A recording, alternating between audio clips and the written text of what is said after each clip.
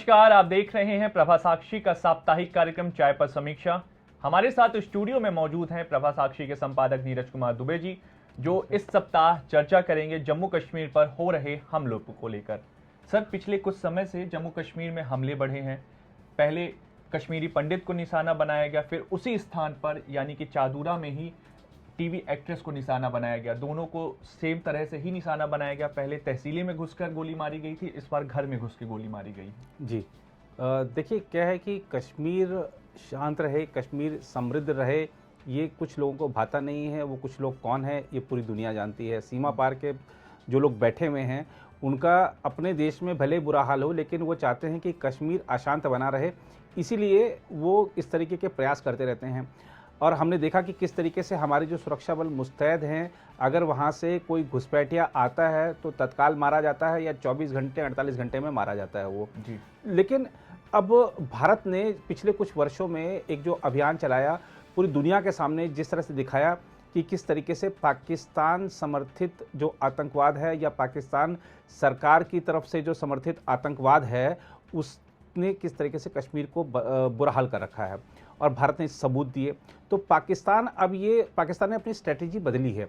पाकिस्तान क्या करता है, वो जानता है कि अगर हमारा आदमी मारा गया तो भारत सबको दिखाएगा कि देखो ये पाकिस्तान का आदमी था, पाकिस्तान से आया हुआ था, भारत में घुसपैठ करके भारत में आतंकी हमले किए या भारत में कोई वारदात को अंजाम दिया, तो भारत सबूत देगा। तो अब उन्होंने जो एक नया तरीका निकाला है वो ये है कि कश्मीर के युवाओं को भटकाओ, कश्मीर के युवाओं को ही हथियार दो। तो हम ये कह सकते हैं, पाकिस्तान ये कह सकता है, दिखा सकता है कि देखिए ये जो अशांति हो रही है ये भारत की सरकार की अपनी नीतियों के कारण है और वहाँ के लोग ही वो हथियार उठा रहे हैं। तो ये एक क्रम चल रहा है और वहाँ पर जो पहले से पाकिस्तान के जो लोग पाकिस्तान प्रेमी कह सकते हैं, पाकिस्तान की शह पर चलने वाले लोग कह सकते हैं, कुछ लोग हैं ऐसे आज भी कश्मीर में, तो वो ऐसे युवाओं को भटकाते हैं, उनको बहलाते हैं, गलत राह पर धकेलते हैं। तभी तो ये हाइब्रिड आतंकवाद हमको देखने को मिल रहा है, तभी तो ये जो टारगेट किलिंग्स हैं वो देखने को मिल रही हैं। और आप देखिए कि ये जो आतंकवाद हमको इस समय कश्मीर में देखने को मिल रहा है ये बिल्कुल अलग है। ठीक है, घाटी में जो कश्मीरी पंडितों के साथ हुआ पूरी दुनिया जानती है उसको, लेकिन आप आज देखिए कि सिर्फ राहुल भट्ट कश्मीरी पंडित की हत्या नहीं हुई है।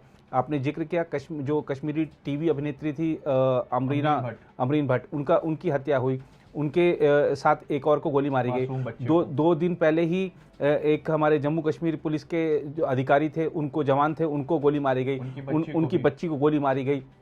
लगातार जम्मू कश्मीर के जो हमारे पुलिस के जवान हैं वो निशाने पर हैं। वो कौन है? वो कश्मीरी पंडित नहीं है, वो मुस्लिम है और जो कि वहाँ पे बहुसंख्यक आबादी है, उससे ताल्लुक़ रखते हैं। तो अब ये जो हाइब्रिड आतंकवाद है, इसमें देखिए, इसमें कोई दो राय नहीं कि हमारे जो सुरक्षा बल हैं, हमारी जो सुरक्षा एजेंसियों के बीच में जो समन्वय है वो पहले की तुलना में बहुत बेहतरीन है। इसलिए आपने देखा कि अमरीन भट्ट की हत्या हुई 24 से 48 घंटे के अंदर, उसके जो दोनों हत्यारे थे आतंकवादी वो मारे गए। जो हमारे कश्मीर पुलिस के जवान के साथ जिन्होंने हमला किया था वो मारे गए। तो लगातार देखिए, हमारे जो सुरक्षा एजेंसियां हैं उनके बीच में समन्वय इतना बेहतरीन है कि आतंकवादी वारदात करके बच नहीं सकता। इस मामले में हम एक तरह से वहाँ पे कश्मीर में कहें तो 100% सफलता हासिल कर चुके हैं कि कोई भी आतंकवादी आ जाए, उसने कुछ अगर गलत कर दिया है, कुछ उसने वारदात को अंजाम दे दिया, तो बच तो सकता ही नहीं है किसी भी क्षण में, और 1 या 2 दिन से ज़्यादा उसका जीवन नहीं बचता है आतंकवादी हमले करने के बाद में। लेकिन अब हमारे को कहाँ पर काम करने की ज़रूरत है, वो ये है कि हमको वारदात होने से पहले कैसे रोका जाए, हमको अपनी जो खुफिया तंत्र हो उसको और ज़्यादा मजबूत करने की ज़रूरत है। और ये बड़ी एक दिक्कत वाली बात है कि जो हाइब्रिड आतंकवाद है, अब क्या होता है कि हाइब्रिड आतंकवादी किसको कहते हैं? अब जो व्यक्ति सामान्य रूप से जीवन जी रहा है उसको सिर्फ एक काम दिया गया है कि आपने ये टारगेट किलिंग है, आपके पास ये लिस्ट है, आपको सिर्फ एक को गोली मारनी है और आपने जाकर उसके बाद फिर आपको सामान्य जीवन में लौट जाना है। आपको उसके बाद दूसरा आपको काम नहीं दिया जाएगा। तो ऐसे लोग जो भटक जाते हैं, वो आते हैं, और क्योंकि सामान्य जीवन जी रहे हैं तो सुरक्षा बल जाहिर सी बात है कि सबको दिन भर तो चेकिंग करेंगे नहीं। जो सामान्य व्यक्ति है जिस पर शक होता है उसको चेकिंग की जाती है, सबकी चेकिंग करना भी बहुत पॉसिबल नहीं है। तो वो आते हैं सामान्य तरीके से, किसी को भी गोली मारकर चले जाते हैं और सामान्य जीवन में लौट जाते हैं, और हो सकता है वहीं पर ही हत्या करने के बाद ही वहीं पे भीड़ में खड़ी होकर देख रहा है कि भाई किसने मार दिया।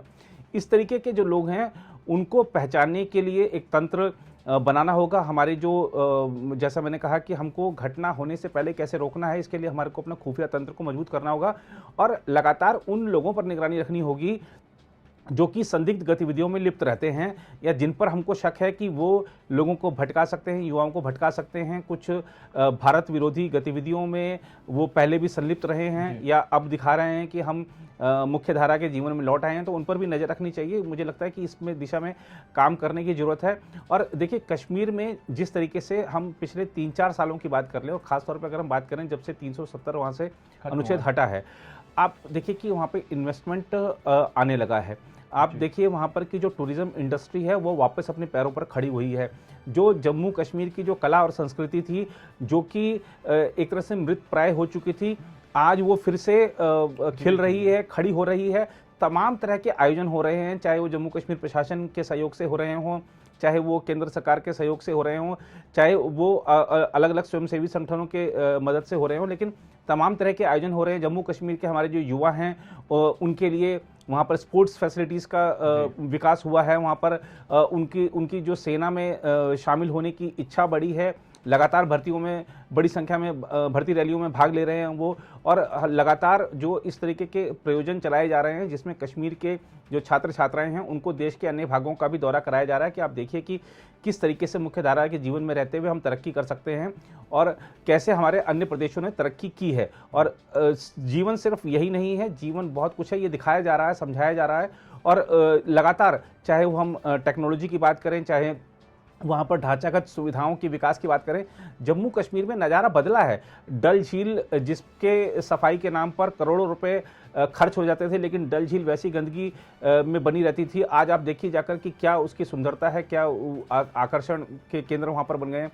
लगातार जम्मू कश्मीर का विकास हो रहा है, चाहे आप वहाँ पर देखिए सड़कों का जाल बिछाने की बात हो, चाहे फ्लाईओवर्स की बात हो, लगातार काम हो रहा है। और ऐसे बहुत सारी प्रकल्प वहाँ पर हुए हैं हाल में जो कि जम्मू कश्मीर में पहली बार हुए हैं। और लोग अब विकास का आनंद क्या होता है जम्मू कश्मीर के लोग समझ रहे हैं। तो यही चीज़ जो है, आप देखिए कोरोना के टाइम पे जम्मू कश्मीर के जो हॉस्पिटल्स हैं उनको कितनी खासतौर पे उनको कितना सुदृढ़ किया गया कि वो कोरोना महामारी में चाहे वहाँ पर किसी प्रकार की कमी नहीं होने दी गई, चाहे वो वैक्सीन की बात हो, चाहे जीवन रक्षक दवाओं की बात हो। लगातार वहाँ पर कैंप लगाए गए और ख़ासतौर पे जो आइसोलेशन सेंटर थे वो बनाए गए। ऑक्सीजन की जो आपूर्ति वहाँ पर बहुत अच्छे तरीके से हुई। तो जम्मू कश्मीर के प्रशासन ने भी जिस तरीके से अब मुस्तैदी दिखाई है, और ख़ासतौर पर लोगों को भी लग रहा है कि हमारे को वो सब सुविधाएं जिसके लिए हम दिल्ली भागते थे या बड़े शहरों की ओर भागते थे, अब हमारे को श्रीनगर में मिल रही हैं, अब हमारे को बारामूला में मिल रही हैं, अब हमारे को जम्मू में मिल रही हैं। रेल कनेक्टिविटी बढ़ रही है, एयरपोर्ट वहाँ पर बढ़ रहे हैं। तो ये सब चीज़ें लोगों को जब लग रहा है कि ये सब चीज़ें बहुत अच्छी चीज़ें, बहुत अच्छा माहौल बदल रहा है जम्मू कश्मीर में, तो ये जो पाकिस्तान है या जो आतंकवादी हैं उनको ये नहीं भाता ना। वो तो यही चाहेंगे कि ये जो कश्मीर के लोग हैं ये हमारी बातों में बरगलाते रहें हमको, और ये उसमें फंसते रहें और हम जो चाहते हैं वो करते रहें। अब आप देखिए कि अगर मैं इस साल जनवरी से लेकर अब तक की बात करूं तो 26 आतंकवादी मारे गए हैं वहाँ पर, पाकिस्तानी आतंक, विदेशी आतंकवादी जिनको हम बोलते हैं। उसमें से बताया जाता है कि 14 थे शायद मसूद अजहर के गुट के, और 12 थे ये हाफिज सईद के संगठन के। तो ये दिखाता है कि किस तरीके से जो विदेशी आतंकवादी पाकिस्तान में प्रशिक्षण प्राप्त करके यहाँ पर आते हैं और माहौल को ख़राब करने का प्रयास करते हैं।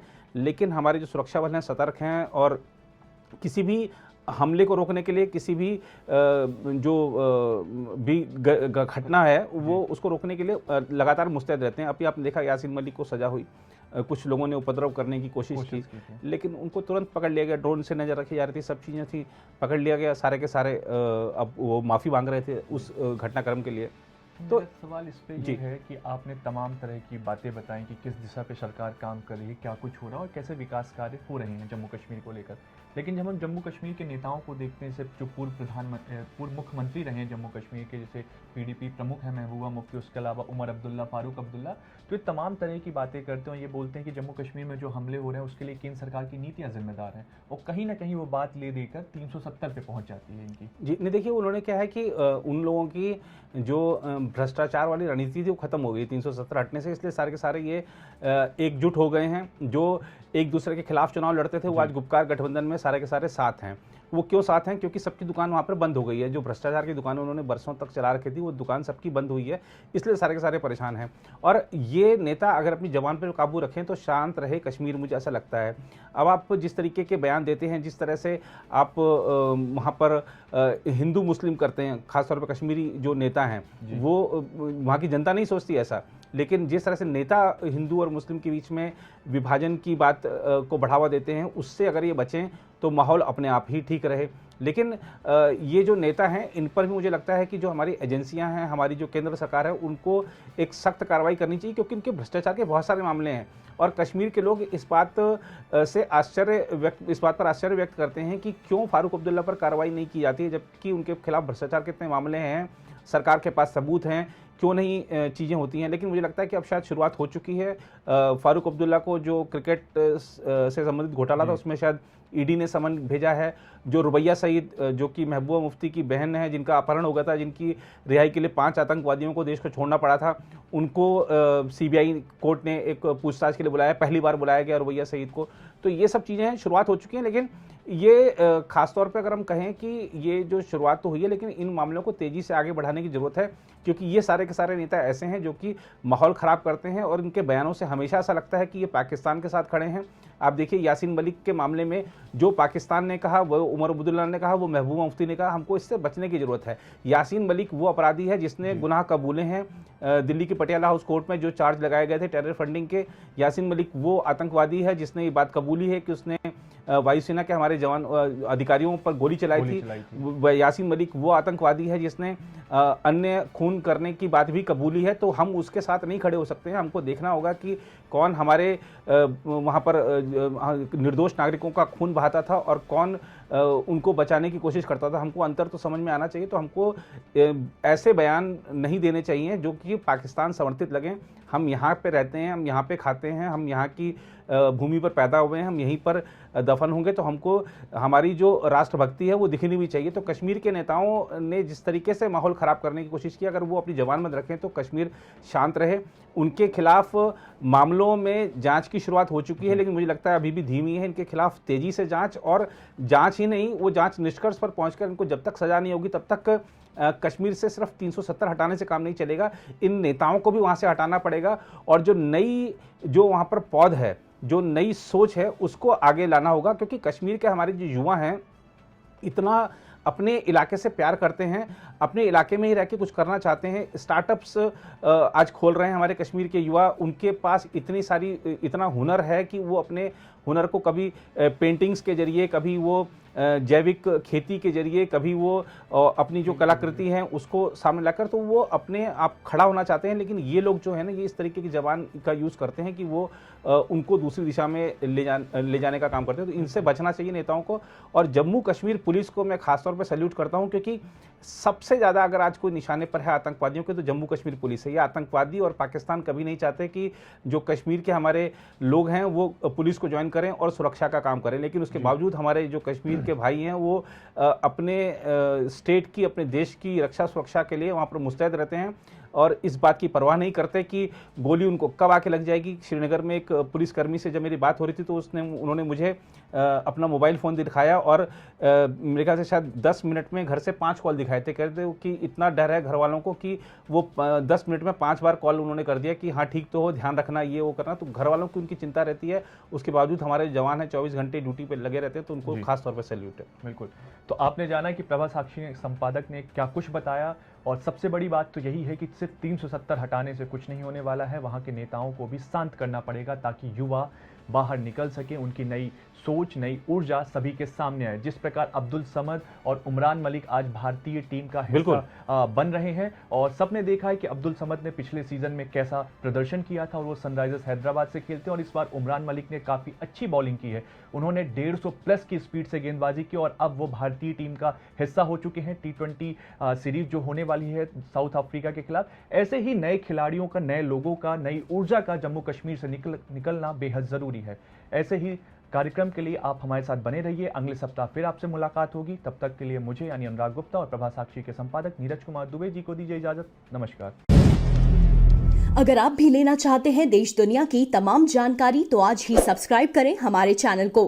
साथ ही नीचे दिए बेल आइकन को जरूर दबाएं ताकि हर अपडेट आप तक पहुंच सके।